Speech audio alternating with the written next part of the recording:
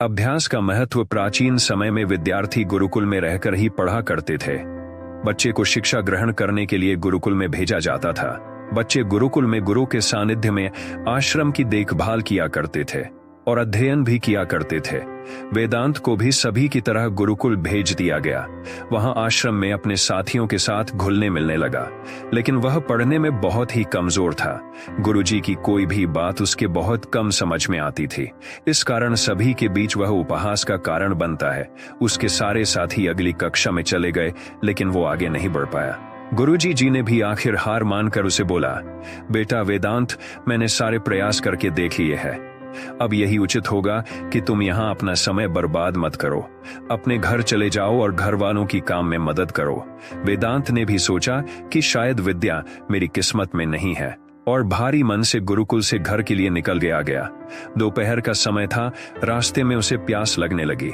इधर उधर देखने पर उसने पाया कि थोड़ी दूर पर ही कुछ महिलाएं कुएं से पानी भर रही थी।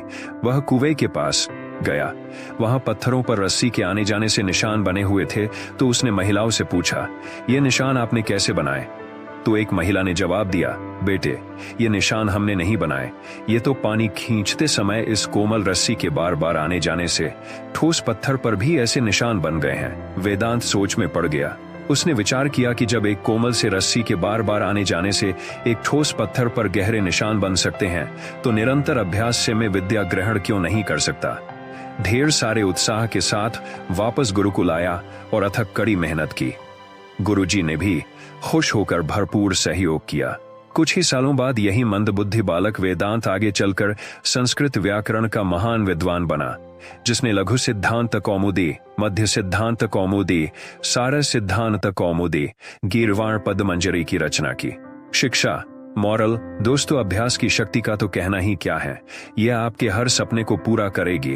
अभ्यास बहुत जरूरी है, चाहे वो खेल में हो या पढ़ाई में या किसी और चीज में। बिना अभ्यास के आप सफल नहीं हो सकते हो। अगर आप बिना अभ्यास के केवल किस्मत के भरोसे बैठे रहोगे, तो आखिर में आपको पछतावे के सिवा और कुछ हाथ नहीं लगेगा। इसलिए अभ्यास के साथ धैर्य, परिश्रम और लगन रखकर आप अपनी मंजिल को पाने के लिए जुट जाए।